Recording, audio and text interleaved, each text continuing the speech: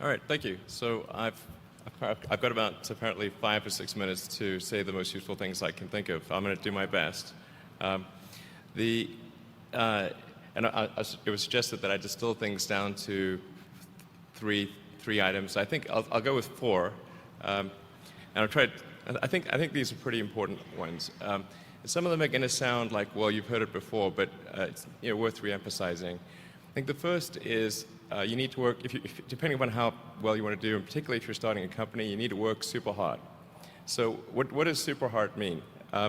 Well, when my brother and I were starting our first company, instead of getting an apartment, we just rented a small office and we slept on the couch.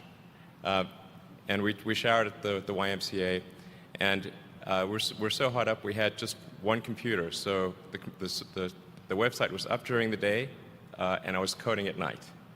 7 days a week, all the time. And I sort of briefly had a girlfriend in that period, and in order to be with me, she had to sleep in the office. So work hard, like,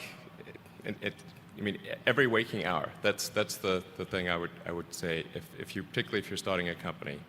And if you do simple math, say like, okay, if somebody else is working 50 hours and you're working 100, you'll get twice as much done in the course of a year as the other company. The other thing I'd say is that if you're creating a company or if you're joining a company, the most important thing is to attract great people. So either join a group that's amazing, that you really respect, or if you're building a company, you've got to gather great people. All a company is a group of people that have gathered together to create a product or service. And so depending upon how talented and hardworking that group is, and the degree to which they are focused cohesively in a good direction, that will determine the success of the company. So do everything you can to gather great people if you're creating a company. Then I'd say focus on signal over noise. A lot of companies get confused. They spend money on things that don't actually make the product better. So, for example, at Tesla, we've never spent any money on advertising. We put all of the money into R&D and manufacturing and design to try to make the car as good as possible. I think that's the way to go. So, for any given company, just can keep thinking about, are these efforts that people are expending, are they resulting in a better product or service? And if they're not, stop those efforts.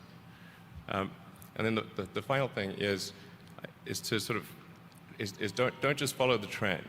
So you may have heard me say that it's good to think in terms of the physics approach of first principles, which is, rather than reasoning by analogy, you boil things down to the most fundamental truths you can imagine, and you reason up from there. And this is a good way to figure out if something really makes sense, or if it's just what everybody else is doing. It's hard to think that way. You can't think that way about everything. It takes a lot of effort. But if you're trying to do something new, it's the best way to think.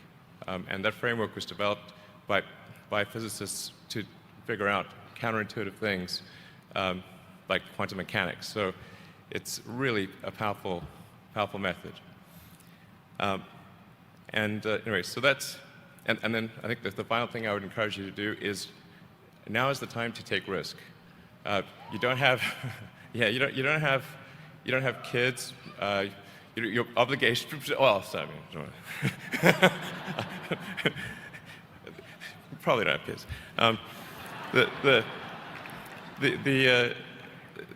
But as you get older, your obligations increase. So and once you have a family, you start taking risk not just for yourself, but for your family as well. It gets much harder to do things that might not work out. So now is the time to do that before you have those obligations. So I would encourage you to take risks now. Do something bold. You won't regret it. Thank you.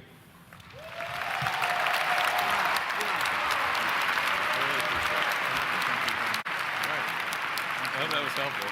Don't forget to hit that subscribe button and turn on notifications to stay updated on all the latest content. Follow me on social media for even more tips and insights.